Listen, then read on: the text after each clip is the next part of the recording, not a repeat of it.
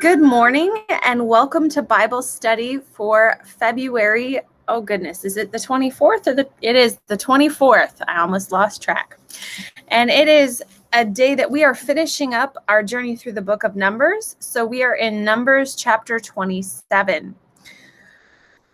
We have been finishing up this time where Moses is leading in exile. They've been exiled back into the wilderness because the Israelites, when they got to the promised land, sent some spies in, and the spies came back and they said, no, the people are really big and scary and I just don't think we can do it. And so they've been in a state of rebellion since, where they were traveling around the wilderness again, building up their skill set in warfare, and also building up their trust in God. And God said that every one of the generation that refused to go into the promised land when God said it was time had to die before they were going back. And so they've reached the point where this has happened, and now we read. One day, a petition was presented by the daughters of Zelophehad, Mala, Noah, Hogla, Milcah, and Tirzah. Their father Zelophehad was a descendant of Hepher, son of Gilead, son of Machir, son of Manasseh, son of Joseph. These women stood before Moses, Eleazar the priest, the tribal leaders, and the entire community at the entrance to the tabernacle. Our father died in the wilderness, they said. He was not among Korah's followers who rebelled against the Lord. He died because of his own sin, but he had no sons. Why should the name of our father disappear from his clan just because he had no sons? Give us property along with the rest of our relatives. So Moses brought their case before the Lord. And the Lord replied to Moses, the claim of the daughters of Zelophehad is legitimate. You must give them a grant of land along with their father's relatives. Assign them the property that would have been given to their father. This doesn't sound like a big deal, but it is radical stuff. So up until this point, property law, property rights, and ownership has been transmitted male line. And because this wilderness journey has been happening, what they've said is when everybody goes into the promised land, then we're going to divide up the lands and the lots among the descendants of the male leaders. Well, this man died without male descendants, and by rights, his right to any of the land died with him. But his daughters go in and say, hey, this isn't fair. Why should we be condemned to a life where we are landless and impoverished because of our father's death? And God says, you shouldn't. And so God tells Moses, when you go in, give the daughters the plot of land that belonged to their father. This is radical. It says that women have rights and need to be taken care of equal to male heirs. For those of us in modern times, we go, well, of course. But we forget that women couldn't have their own bank account in this country in many places until the 50s and the 70s. This is not something that is well established within our history, that of course women and men have equal rights. The Equal Rights Amendment actually never passed to the United States Constitution. And therefore, God illustrates a very great care and concern for all people in this passage. Verse 8, and give the following instructions to the people of Israel. If a man dies and has no son, then give his inheritance to his daughters. So he doesn't completely replace the hierarchical passing on. The assumption was that a son would be honor bound to care for his sisters.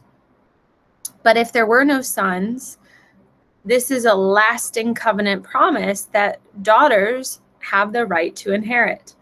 And if he has no daughter either, transfer his inheritance to his brothers.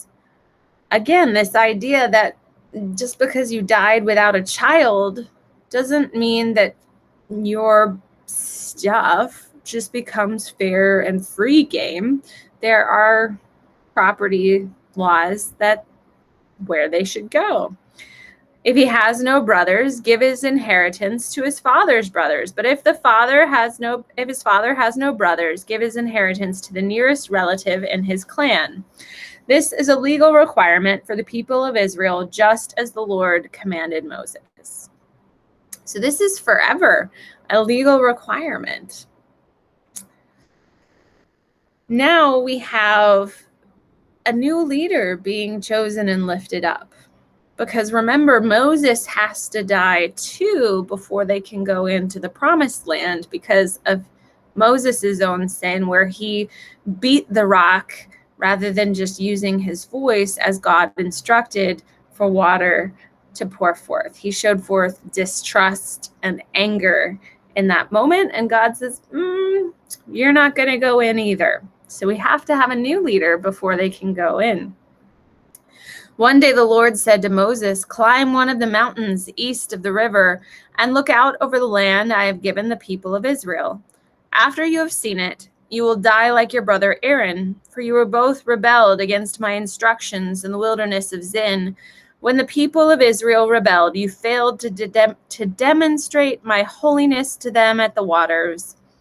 These are the waters of Meribah at Kadesh in the wilderness of Zin. Then Moses said to the Lord, O Lord, you are the God who gives breath to all the creatures. Please appoint a new man as leader for the community. Give them someone who will guide them wherever they go and will lead them into battle. So the community of the Lord will not be like sheep without a shepherd. So Moses knows that his time is coming, but he says, Lord, I can't leave my people in peace without a new leader. So the Lord replies, take Joshua, son of Nun, who has the Spirit in him. Now this Spirit word is capital S. Joshua, son of Nun, is described as being filled with the Holy Spirit. Remember, the Holy Spirit didn't just come at Pentecost. The Holy Spirit was throughout the Bible, evident in places and pockets of God's people. And Joshua is described as Spirit-filled. Present him to Eleazar, the priest, before the whole community and publicly commission him to lead the people. Transfer some of your authority to him, so the whole community of Israel will obey him. When the direction of the Lord is needed, Joshua will stand before Eleazar the priest, who will use the Urim, one of the sacred lots cast before the Lord, to determine his will. This is how Joshua and the rest of the community of Israel will determine everything they should do.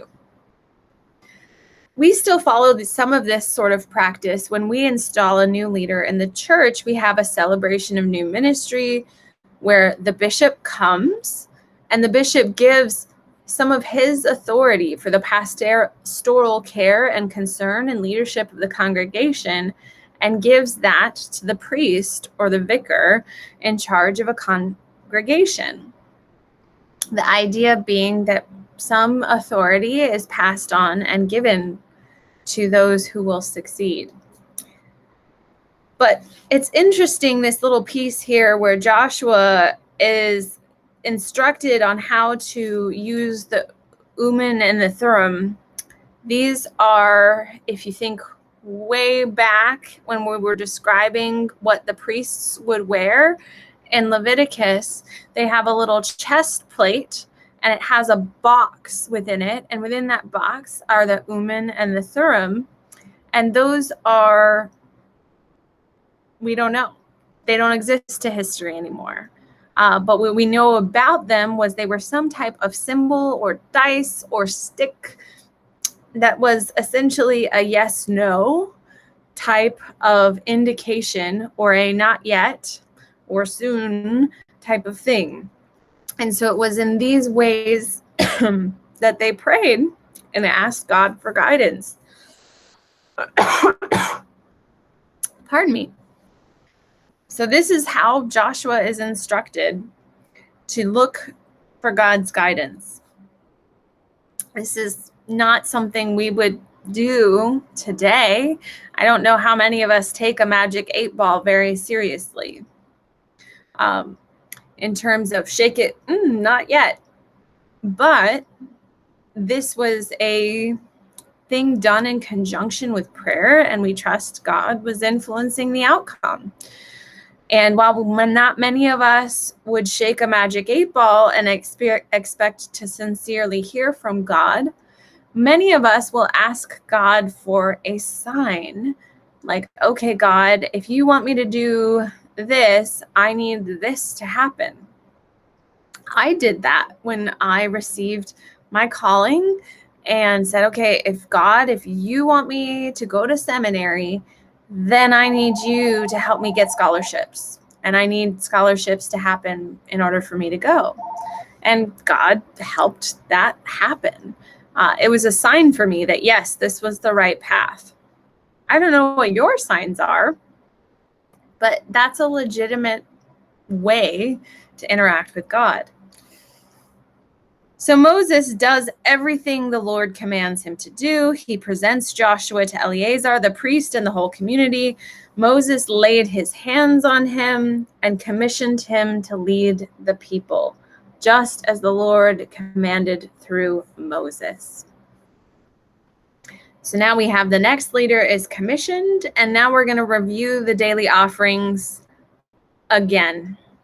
Now, we have gone over what the daily offerings would be in Leviticus. We've gone over what the daily offerings would be in Exodus. And here we are in Numbers, and we're going to review what the daily offerings will be. It's almost like God really wants them to know that these are important. And these are not to be discarded or forgotten about. So anytime there is a disruption in the progression of God's plan and a generation passes, God reissues the instructions so that the people will know, this is what I expect of you. Now, we encounter this in a book that just goes from one end to the other, and we think this is repetitive.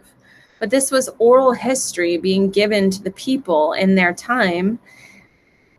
And we still do this in the way that we transmit and prepare people for confirmation. When we prepare people for full admission into the church as adults, we don't just say, well, we did a confirmation class 18 years ago. Here, read that book. No, we reissue the instructions for the people who are ready then in that moment so that they can learn and know what is expected of them.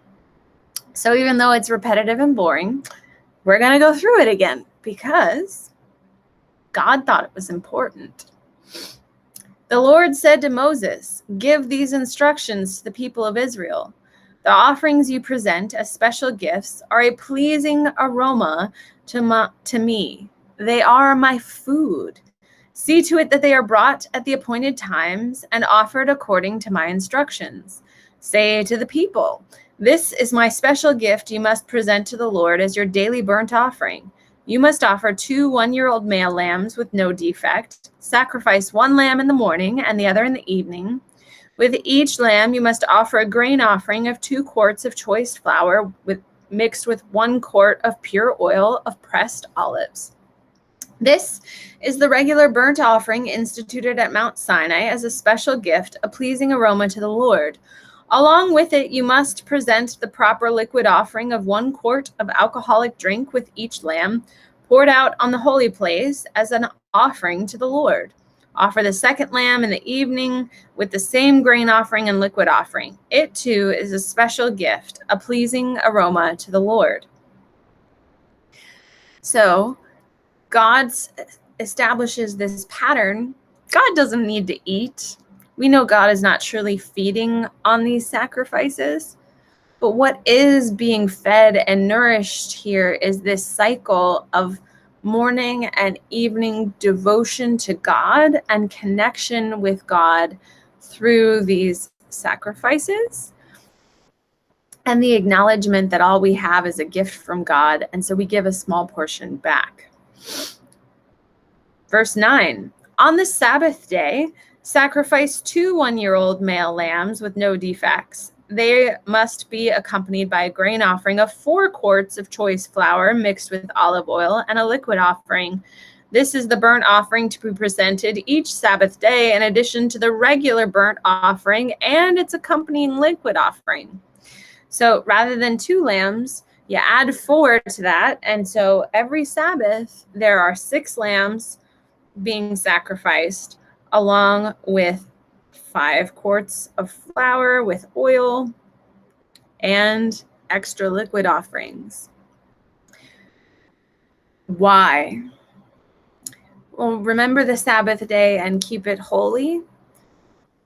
This necessitated the continual work in the temple, or what was preceded the temple, the tabernacle, so that there was continually worship being prepared on the Sabbath through sacrifice.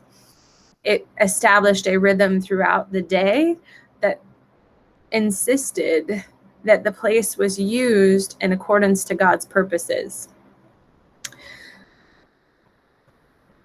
Next, there's still more offerings. These are the monthly offerings.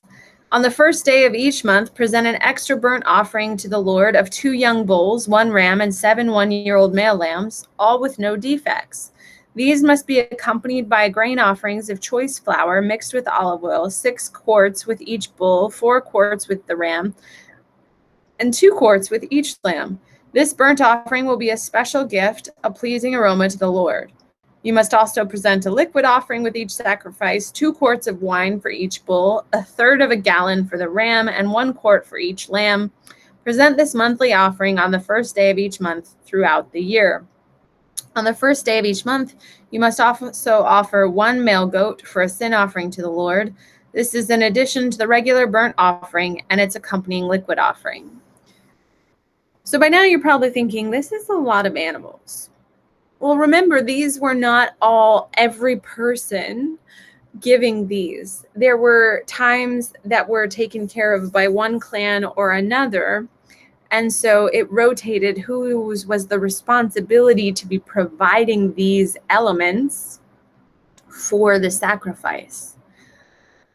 But one person's offering covered the whole tribe and nation for the time designated. We still practice this interconnection and interdependency today in our churches and in our world. We have some people who are able to give much and some people who are able to give little, and yet everyone benefits and has access to the same worship here in our church. Similarly, in the federal government, we have taxes that are taken, and yet we all drive on the same road. This idea that, again, it is godly and needed for our interconnection and dependence on one another and God to have these practices that honor and recognize it. Next, we have the offerings for the Passover. On the 14th day of the first month, you must celebrate the Lord's Passover. On the following day, the 15th day of the month, a joyous 7-day festival will begin, but no bread made with yeast may be eaten. The first day of the festival will be official day for Holy Assembly, and no ordinary work may be done on that day. As a special gift, you must present a burnt offering to the Lord: 2 young bulls, 1 ram, a 7 one-year-old male lambs, all with no defects. These will be accompanied by grain offerings of choice flour with olive oil, 6 quarts with each bull, 4 quarts with the ram, and 2 quarts with each of the 7 lambs. You must offer a male goat as a sin offering to purify yourselves and make yourselves right with the Lord. Present these offerings in addition to your regular morning burnt offering. On each of these 7 days of the festival, this is how you must prepare the food that is presented as a special gift, a pleasing aroma to the Lord. These will be offered in addition to the regular burnt offering and liquid offerings. The 7th day of the festival will be another day for holy assembly, and no ordinary work may be done. So here's this festival where now you actually do have to, every individual, present a portion of this. Every family is expected to present the male goat as an offering to purify yourselves. And everyone is expected to have the ram in which they partake of their feast for the Passover. And this is part and parcel of what it means to be Jewish, what it means to be people delivered through the Exodus. At the same time, though, there were many, many years in Jewish history where this was not practiced. We know that periodically they refined the sacred scrolls and they go, oh no, we haven't done this. And yet they begin again each time in renewal, and they have a Passover. Lent for us is a lot like this sort of rhythm of the Passover, of there's this sort of yearly expectation of what we will do. And there may be a time or a year or where we remember the things we haven't done and we weep like the Israelites did. And at the same time, God says, begin again where you are while the time is right. And I think that that's lovely, that God doesn't punish us so much for the years undone or the sacrifices not observed, but reminds us this is the expectation moving forward. You're invited into relationship with me. Next, we have the Festival of the Harvest. At the Festival of the Harvest, when you present the first of your new grain to the Lord, you must call an official day for holy assembly. You may do no ordinary work on that day. Present a special burnt offering on that day as a pleasing aroma to the Lord. It will consist of 2 bulls, 1 ram, a 7 one-year-old male lambs. These will be accompanied by grain offerings of choice flour moistened with olive oil, 6 quarts with each bull, 4 quarts with the ram, and 2 quarts with each of the 7 lambs. Also offer 1 male goat to purify yourselves and make yourselves right with the Lord. Prepare these special burnt offerings along with the liquid offerings in addition to the burnt offerings and its accompanying grain offering. Be sure that all the animals you sacrifice have no defects. So, again, at the Festival of the Harvest, you are expected to bring from what you have harvested the first fruits, the first gifts, and it is a offering back to God out of gratitude for what you have not yet fully received, but you trust you will have. Some people might say, well, that's not fair. This doesn't say bring 1/10 of your harvest. It just says the amounts that you're to bring. Well, let's assume that God is gracious and loving and kind, and you are to bring these amounts trusting that you're going to get far more.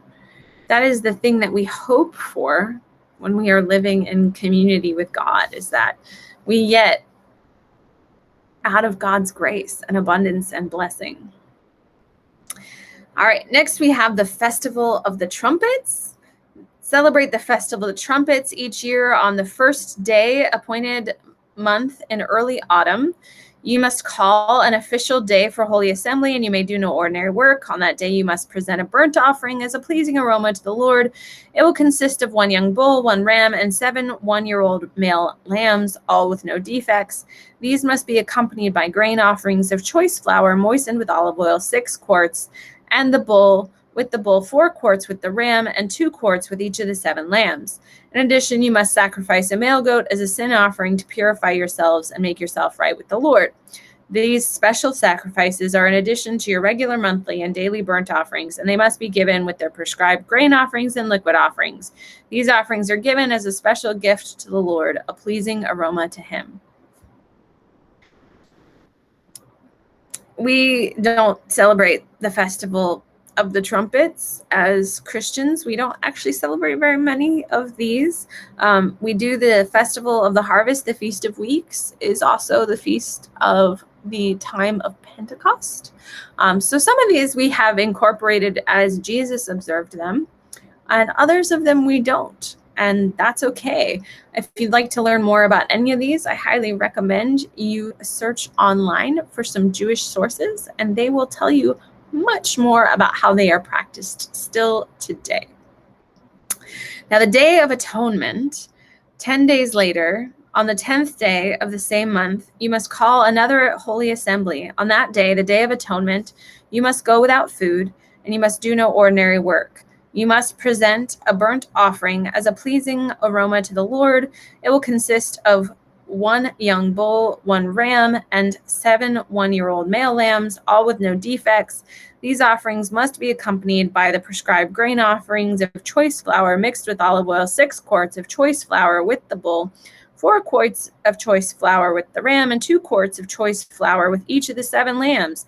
You must also sacrifice 1 male goat for a sin offering. This is in addition to the sin offering of atonement and the regular daily burnt offerings with its grain offering and their accompanying liquid offerings. Makes sense. You got to sacrifice an extra thing for sin on the Day of Atonement. Now, the philosophy behind the Day of Atonement versus Christian atonement says that the practices that God put in place for humans to achieve atonement, which is a fancy word for being at one with God and with one another, these sacrifices sort of just continued to push forward the consequences of sin. It meant that you were not currently living under those consequences or that burden. You had pushed them forward.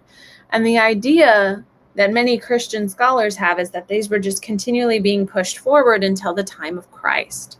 And that when Christ came, the penalty was paid once and for all. And that was why the sacrifices were no longer needed, and why that God allowed for the temple to be demolished and has never been rebuilt. This is a Christian perspective. Obviously, our Jewish brothers and sisters would disagree on whether God still wants sacrifice. Jewish persons do not currently offer sacrifice because they don't have the Temple on the Mount. Right now, it's a mosque. And they have been working and agitating and trying to get that land back. But until or if that ever happens, temple sacrifice would be displeasing to God because God named that place as the place for sacrifices to occur. So next we have the offering for the Festival of the Shelters. This may also be called the Festival of Booths. You can see this in Orthodox neighborhoods if you travel. In New York or Miami, you might see people living out on their fire escape for the week. You might also see people living in their front yard with a tent on pillars. And this is the Festival of the Shelters. 5 days later, on the 15th day of the same month, you must call another holy assembly of all the people, and you may do no ordinary work on that day. It's the beginning of the Festival of Shelters, a 7-day festival to the Lord. On the first day of the festival, you must present a burnt offering as a special gift, a pleasing aroma.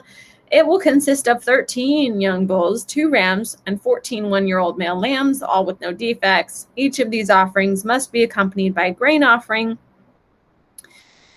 of choice flour moistened with olive oil, 6 quarts for each of the 13 bulls, 4 quarts for each of the 2 rams, and 2 quarts for each of the 14 lambs.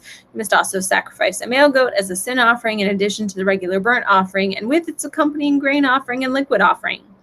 On the second day of the 7th day of this festival, Sacrifice 12 young bulls, 2 rams, and 14 one-year-old male lambs, all with no defect. Each of these offerings of bulls, rams, and lambs must be accompanied by its prescribed grain offering and liquid offering. You must also sacrifice a male goat as a sin offering, in addition to the regular burnt offering with its accompanying grain and offering and liquid offering. On the 3rd day of the festival, you're going to sacrifice again. On the 4th day of the festival, you're going to sacrifice again. On the 5th day of the festival, you're going to sacrifice again. On the 6th day of the festival, you're going to sacrifice again. On the 7th day of the festival, you're going to sacrifice again. And on the 8th day of the festival, you proclaim a holy day. So for the progressive days, you sacrificed one less bull. And on the 8th day, you have a holy day, a set-apart day, a day where you do no work. So this is the Sabbath day. You must present a burnt offering as a special gift, a pleasing aroma to the Lord, 1 bull, 1 ram, 7 one-year-old male lambs, all with no defect. And each of these offerings must be offered with grain and liquid. And you're still going to take a male goat as a sin offering. Whew, that's a lot of sacrifices and a lot of animals. And I'm really glad that I wasn't called to that kind of priesthood. But let's think about it from a perspective of a pastoral people that mainly raised livestock. They've got millions and millions of animals. Remember, there are about 1 million people in the Jewish community at this time, and each of them have lots of animals. Only exception is the Levite tribe, because they don't have their own land to graze and feed and care for. They're charged with caring for the tabernacle. So yeah, while it seems like a lot to us because we pay a very high price for a pound of beef at the store, this was not excessively burdensome for the people. It was in proportion to what they had been given from God, and it helped them to maintain their connection throughout the rhythm of the year. All right, so now we got these laws concerning vows. Moses summoned the leaders of the tribes of Israel and told them, "This is what the Lord has commanded. A man who makes a vow to the Lord or makes a pledge under oath must never break it. He must do exactly what he said he would do." If you make a vow to God, you're expected to keep it. God doesn't always ask us to do things, but if we say, "God, I'm going to do this for you because of what you've done for me," we should be prepared to honor and keep it. If a young woman, however, makes a vow to the Lord or a pledge under oath while she's still living in her father's home, and her father hears of the vow or pledge and does not object to it, then all her vows and pledges will stand. But if her father refuses to let her fulfill the vow or pledge on the day he hears of it, then all her vows and pledges will become invalid. The Lord will forgive her because her father would not let her fulfill them. You think, that's terrible. No, this is mercy. God knows the state of human society and says, okay, if a girl vows this and her father will not allow it, I'm not going to hold her accountable for not having fulfilled the vow when she was not in a place of power or agency to do so.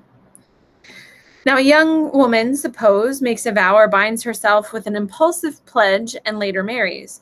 If her husband learns of her vow or pledge and does not object on the day he hears of it, her vow and pledges will stand.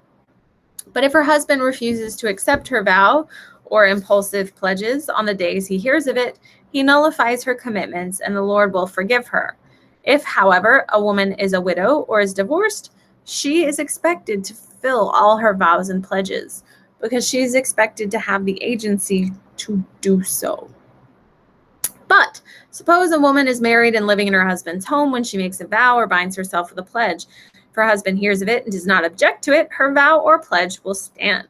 But if her husband refuses to accept it, then the Lord will forgive her. So her husband may confirm or nullify any vows or pledges she makes to deny herself. So again, note what these pledges are. pledges of self-denial. Women should have control over their own bodies and over their own consumption of food. However, that's not always the case, and especially in Bible times. God respects and honors women who wanted to make pledges and could not do so. But what if the husband hears it and doesn't nullify it and waits more than a day and then tries to nullify a vow or a pledge? Then the husband is punished for her guilt, not her, him. These are the regulations the Lord gave Moses concerning the relationships between a man and a wife, between a father and a young daughter who still lives at home. All right, now we're going into the conquest of the Midianites. And I am sorry, I don't think we're going to wrap up today with Numbers. I thought we had fewer chapters than we do. But we're going to end here on vows, and we're going to go into chapter 31 next week. Maybe next week we'll end. I don't know.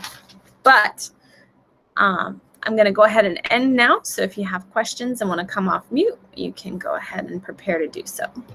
Stop recording.